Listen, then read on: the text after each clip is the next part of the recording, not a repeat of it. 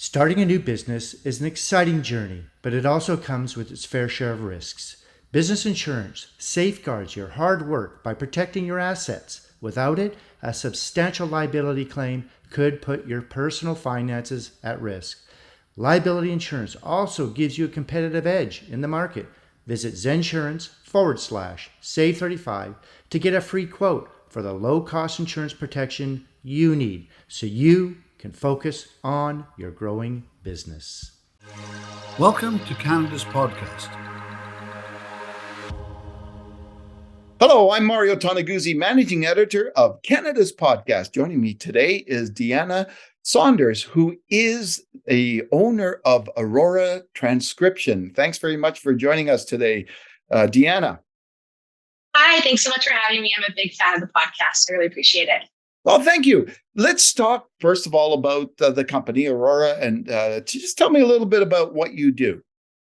Absolutely. So I'm Deanna, like you said. I am the founder and CEO of Aurora Transcription. We are based out of Calgary, Alberta, but we provide transcript services to court reporters and court reporting agencies across all of North America. Okay, now, can you describe a little bit of what that means, the transcription services, and what kind of clients or businesses they have a need of what you do? Absolutely. Whenever I say what I do, people get a good big question mark over their head. So I'm happy to answer those questions. So we work for the people that are in testimony in courtrooms or lawyers' offices across the nation giving testimony, and they're the ones that record it. They're often known as court reporters. So I'm on the back office staff of that, and I help specifically just with the legal transcript side. So typically me and my team will receive audio from courtrooms or lawyers' offices across the nation.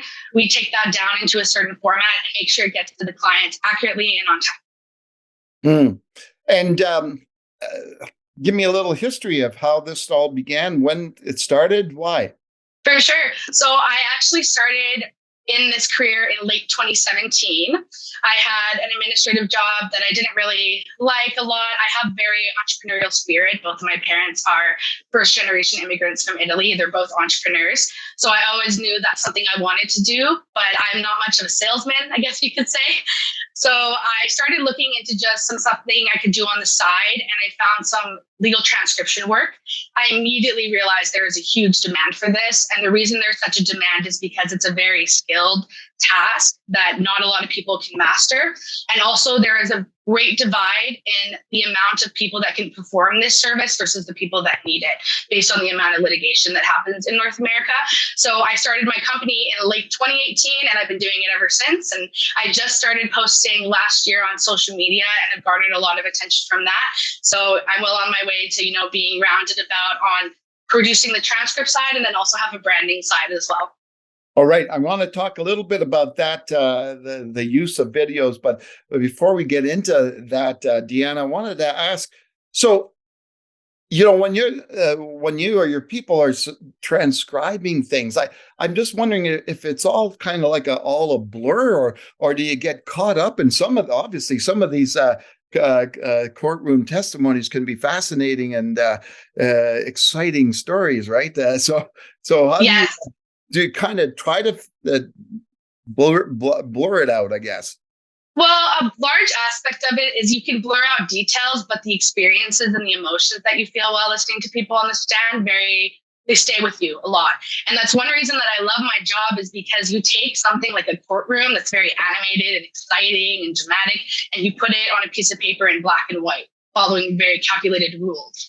So that's the part that I love about it, is it takes this kind of like beauty of the courtroom and makes it in a really readable, simple format that a lot of people can do. I've worked on everything from business disputes to insurance claims to medical malpractice to death penalty cases, literally anything you can think of. So there's definitely some that stick out in my mind. Where I've kind of, favored one side or the other in my mind, not in the transcript, of course. And constantly, even the trial I'm working on now, I'm constantly bouncing between the defendant and plaintiff, unsure of who I believe, right? So I kind of feel like a juror in some senses of the word, because I hear all the evidence and I make my own conclusions, whether anybody hears or cares about those at all. That's good. That's cool. And so tell me a little bit, about the branding part of what you do, and I understand you've started using short length videos. Uh, Maybe talk a little bit about that. What do you do in that regard? For sure. So I never really found much of a branding aspect to my company because this is a very inundated career. You don't have to do a lot of market acquisition to get very busy. So I had my website and all of that because I wanted my clients to be able to go there and see that I was a reputable company and all that. And then about a year ago, anytime I mention what I do to somebody, either I get two responses. One is, I don't care, that sounds super boring. And the other one is, wow, that's super interesting. I could do that. Or I have somebody that I know that could do that. So very quickly, I realized there's a huge demand for doing this kind of work that's very remote, it's very flexible, but also it's a very highly paid skill once you get good at it and pass through the learning curve. Yeah. So I partnered with somebody that actually taught me and really took me under her wing. She has a great course. I don't think I should be teaching legal transcription. I've only been at this 6 years. I really think it's important to learn from very skilled individuals, such as a court reporter like she is.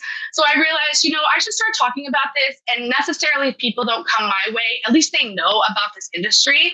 And very quickly, I just had a lot of following and a lot of attention because I'm kind of one of the only people on TikTok or Instagram Reels talking about this. And I can talk forever about how valuable short form content is, video content is. But it's been really amazing and eye-opening to see how much demand there is for people who kind of want to take control of their own futures and learn a new skill and provide for their families in that way. So tell me a little bit about the kind of topics, like what would you do in these videos? And for sure. So I talk about funny things that legal transcriptionists go through. Like, for example, if we have, attorneys that are arguing and talking over each other, or I sometimes talk about challenges or pitfalls of the industries, things that I experienced when I started. I also like to provide a kind of over the mountain view of what it can be like after you've been at this for a couple of years. Because when you start, this is something you have to be very dedicated towards. It's a very simple thing to do, but it takes a lot of practice to get very good at it. I compare it a lot to learning a new instrument or learning a new language. When you start off, it's very labor intensive. You have to think a lot, make a lot of decisions. And once you get going at it, I can play anything that comes my way now, right? So I like to show people what it can be like once you get situated in this field and what it can turn into based on the work that you want to put into it. So what is, roughly, how many people are followers on your platforms? So I have videos that have amassed over 1 million views, but the amount of people that would be interested in pursuing this career, it's very niche is what they call it. Not a lot of people are searching legal transcription. People don't even know they're looking for me when they find me, right? So right now I have about 40,000 followers on TikTok. It's a little bit less on Instagram, but it's such a great group of people. And I go live every day and I have thousands tune in, and it's been a lot of fun. Every day. Yeah, isn't that amazing? Wow. Yeah. Obviously, you don't have a shortage of topics to talk about. No, seriously. I feel like I could talk about it forever and ever. And I do. I have a whole TikTok page for it. So let me just ask you, obviously by diving into this area of video and social media, what's your advice to other entrepreneurs about this, and the why, more importantly, the why they should be doing something like this? Number one, why short form video content is the most consumable form of marketing. We have people that are spending 10 to 15 hours a week watching short form video content. And it's also no surprise to anybody that our attention span is getting very short, right? So I don't think a lot of people even have the attention span to sit there and watch a whole 30-second commercial. So that means that more companies, really big companies that have these huge budgets for marketing, are going to short form content. So there's these whole industries that are opening up in there. So I really think that if you are new to something or you want to make a big impact, short form is where you need to go because there's not a lot of people doing it yet. We see a lot of it, but there's still not a lot of people that are doing it. And I think that's what made me really different is there's lots of legal transcription companies out there, but I am the only one doing short form content. And I could go into why I think that is, you know what I mean? But that kind of set me apart. There's nothing, special about me or different about me, but because I'm the only one, it gives me a leg up, right? Yeah. So Why did you choose those two platforms? And not Facebook or not Twitter or not LinkedIn? For sure. I post on all of them. So I make content in TikTok and then I post in other ones. And the biggest reason for this is the algorithm. And I'm not an expert on this by any means, but I've seen the power of TikTok. I woke up one day, I had 1,700 followers the day before. I woke up on a Monday, I had amassed over 30,000 followers and like 4 million views on one of my videos. That cascaded down to the rest of my videos because of the way that TikTok is created. If somebody likes my video, it'll show them another one of my videos. If somebody visits my page, it's going to ask them to follow me. It's going to invite them to, visit the links in my bio and learn more about what I do. So it's more about when you're viewing it experience that I think makes it a lot of different in TikTok. And that's why like millions of people are flooding over to that app and leaving other apps like Facebook and Instagram. We still use them and I'm still on there for sure. I really think there's big potential in YouTube Shorts as well. But obviously as a business owner, I wear many hats. I also have a company to run. So I kind of have to choose what I'm doing, stick to that and be consistent. So let's talk a little bit about how to get started. Like obviously, when you started doing this, it must have been a little overwhelming to look at all this and go, oh man, what do I do? Right. How would you guide or what would you tell people who are saying, yeah, you know what, she's right. I got to get onto TikTok and Instagram and do videos. Like, what would you tell them how to get started? For sure. Well, number one, be prepared that your first videos are going to suck. Probably your first 10 videos, 20 videos are going to suck.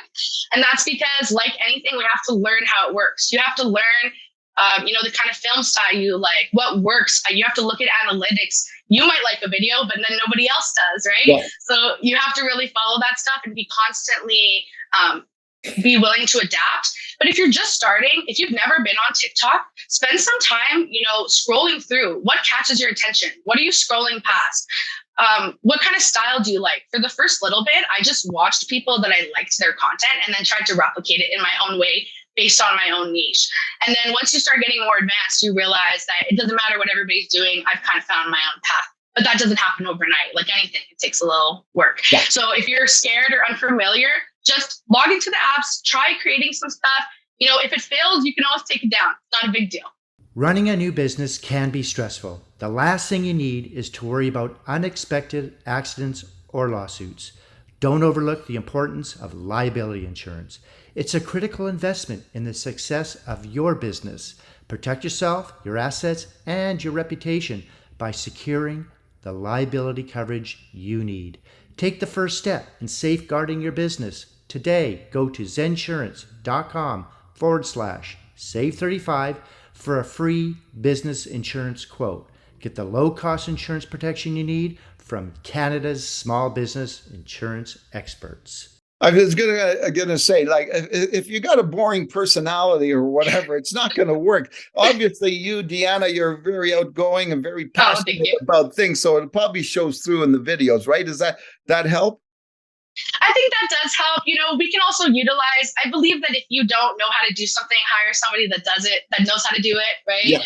So there's lots of people, really talented people, usually called user-generated content specialists, and they'll film videos for you. If you tell them what to talk about, you can give them a script. It's not usually that expensive, and those videos can create huge profit for your business. Excellent. Let's talk a little bit about your background. I'm curious, you said your parents were entrepreneurs. What did they do? So my dad is a mechanic. He's owned a shop locally in Calgary for well over 40 years. It was his father's company before that. Wow. And then my mother has been entrepreneurial in so many ways throughout my life. Number one, she started a jewelry company. That was my first experience into entrepreneurship. I helped her with invoicing. I did the credit card statements. I packaged and merchandised everything. And then my family did go on into financial services. It's a very prosperous industry that you don't need a lot of experience to get into it if you're willing to learn and kind of be underneath somebody. So I always thought that was going to be my fruition into entrepreneurship was through financial services. And then I found this and it spoke to my heart in so many ways I can't explain. So I take a lot of the elements that I've learned from my parents' business and apply it into this. But there's a lot of aspects with this being a digital business that my family or my my parents can't help me with. Yeah. That I have to kind of forage on my own and figure out my own way. So, what did you learn from your parents that help you in building your business and doing what you do today? I think I learned from my parents that the typical 9 to 5 or working from somebody else is not going to get you anywhere, or it's not going to get you to the places you want to be. I've always been a very big dreamer. And so I knew that, clocking into somewhere wasn't what I wanted to do. But I also am the kind of person that I need to be very passionate about what I'm doing. I can't just talk about anything. It needs to be something that I'm really entrenched in.